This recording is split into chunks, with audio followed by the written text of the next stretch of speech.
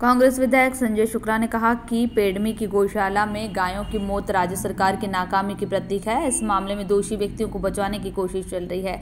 इस गौशाला का संचालन करने वाली प्रबंध समिति के ट्रस्टियों पर मुकदमा दर्ज किया जाना चाहिए। विधायक शुक्ला ने जीव दया मंडल के द्वारा पेडमी में संचालित की जा रही गौशाला में गायों की मौत के मामले में सवाल उठाया है। उन्होंने कहा कि भोपाल में भाजपा से जुड़े लोगों के द्वारा संचालित की जा रही गौशाला में सैकड़ों गायों की मौत होने के बाद पूरे प्रदेश में सरकार की ओर से सजगता दिखाने की कोशिश की गई थी। यह सजगता केवल दिखावे की थी। दरअसल भाजपा और उसके नेताओं को गाय की याद वोट के लिए आती है, उसके अलावा गायों पर कोई ध्यान नहीं देते हैं। यही कारण है कि प्रदेश की कई गौशालाओं में व्यवस्थाओं के अभाव के चलते हुए गायों की मौत हो रही है। इंदौर जिले के खुड़ेल क्षेत्र में आने वाले पेडमी में हुई गायों की मौत का मामला भी इसी तरह का है। इस मामले में पुलिस के द्वारा एक सामान्य मुकदमा दर्ज किए जाने और गौशाला के मैनेजर को गिरफ्तार किए जाने के कर्तव्य की पूर्ति नहीं हो जाती है। शुक्ला ने कहा कि यह स्पष्ट है कि राज्य सरकार के द्वारा सही तरीके से मॉनिटरिंग नहीं किए जाने से पूरे प्रदेश में गौ माता के इलाज और भोजन के अभाव में तड़प कर मौत हो रही है। पेडमी की घटना के संदर्भ में भी आवश्यक है कि सरकार की ओर से इस गौशाला का संचालन करने वाले पदाधिकारी और ट्रस्टियों पर गौ हत्या का मुकदमा दर्ज किया जाए। ये धर्म की आस्था को ठेस पहुंचाने की सरकार है। हमेशा भारतीय जनता पार्टी सरकार धर्म के नाम पर राजनीति करती है। वो धर्म आने के बाद, सत्ता में आने के बाद वो सब धर्म में भूल जाती है। वो कुछ भी विकास न करती है, न धर्म का नाम कुछ करती है। देखिए इंदौर शहर में पिछली बार ना होली का त्यौहार मनाने दिया, ना नवरात्र मनाने दिया, कुछ भी नहीं मनाने दिया। परंतु उनकी रैली हो, उनकी सभा हो, उनकी जो भी प्रोग्राम, सरकार के प्रोग्राम हो, वो सब होते हैं, परंतु आम जनता के प्रोग्राम नहीं होते हैं। और इंदौर शहर में नहीं, पूरे प्रदेश में, पूरे देश के अंदर जो एक आस्था की ठेस जो सीहोर में चाहिए आदमी प्रदीप मिश्रा जी की कथा के अंदर, उसके अंदर हजारों लाखों आदमी आता है। ऐसा नहीं है मोदी जी कथा में लाखों आदमी, सभा में लाखों आदमी आते हैं, सीएम साहब की सभा में लाखों आदमी आता है, परंतु वहाँ कोई उतना पूरा शहर जाम कर देते हैं। जहाँ शहर में रहते हैं, वो एक बाईपास था, उस बाईपास में जाम लगने से वहाँ कुछ मंत्री फंस गए थे, उनके नेता लोग फंस गए थे, इसलिए वो कथा कैंसिल कर दी। और वहाँ के एसपी ये कहते हैं कथा हमने इसलिए स्थगित कराई है कि रुद्राक्ष की माला वो उड़ाने वाले थे।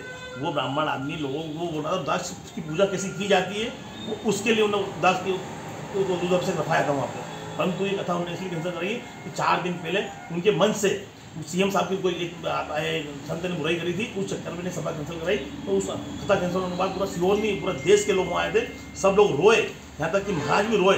उसको भाई आदरणीय कमलनाथ ने कमेटी बनाई और हम खुद भी गए वहाँ पर। ये कथा होना चाहिए, वो होती रहेगी। हम गुरु से मिल गया, उनसे माफ़ी मांगी और उनसे माफ़ी मांगी सरकार की तरफ से कि सरकार ने क्या गलत किया, हम आपसे माफ़ी मांगते हैं। ये कथा होना चाहिए और हाँ, धर्म की आस्था है, धर्म का काम है, धर्म का काम होना चाहिए और हमेशा होना चाहिए। बोले हिंदू धर्म हो या मुस्लिम हो या सिख समाज, हर धर्म के लिए कभी भी कोई ऐसा काम नहीं होना चाहिए। कथा ऑलरेडी चली रही है। आदरणीय हमारे जीतू पटवारी जी कथा करवा रहे हैं, हमारे आदरणीय विशाल भट्ट जी कथा करा रहे हैं। मैं खुद नवंबर में कथा मैं खुद करवा रहा हूँ लगातार। आप देखिए अभी रुद्राभिषेक करा रहे हैं, अयोध्या यात्रा निकाल रहे हैं, अमृतसर यात्रा निकाल रहे हैं, अजमेर यात्रा है, जैन समाज की यात्रा। हम तो लगातार वर्षों से काम करते आ रहे हैं। लगातार 5 साल रुद्राभिषेक हमारे विधानसभा में करवा रहे हैं, उसमें लाखों आदमी रुद्राभिषेक कराया, शिवलिंग हमने बांटे। उसके अलावा अभी हमारा घर हर बूथ में हर रोज 200 महिलाओं का रुद्राभिषेक हो रहा है लगातार। ये 1 साल चलता रहेगा।